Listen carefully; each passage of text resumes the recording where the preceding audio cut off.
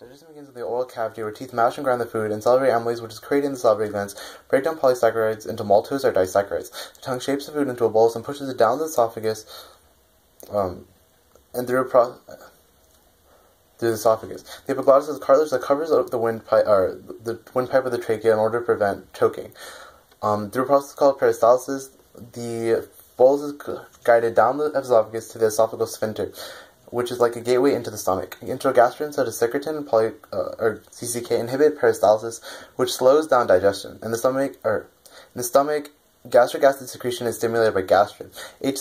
One component of gastric juices is HCl, which has a low pH so that zymogens or enzymes remain inactive until they are in a certain environment.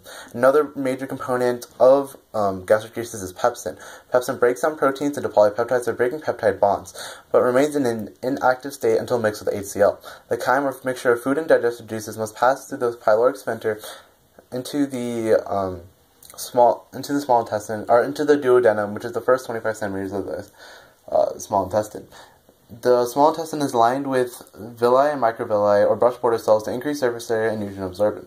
The liver produces bile cells in which fat globules are emulsified, and then the bile is stored in the gallbladder. The pancreas produces sodium bicarbonate, which raises the pH of the chyme, and it secretes enzymes such as chymotrypsin and trypsin to break down proteins into polypeptides. Enterokinase activates trypsin, and dipeptidases such as carboxypeptidase and aminopeptidase break small peptides into amino acids. Pancreatic amylase breaks polysaccharides into disaccharides, and disaccharidases break disaccharides into monosaccharides. Lipase breaks down fat into glycerol and fatty acids, while nucleases break down DNA or RNA into nucleotides. The alimentary canal ends with the large intestine. The cecum is where ingested material is fermented, and the appendix is a projection off of it.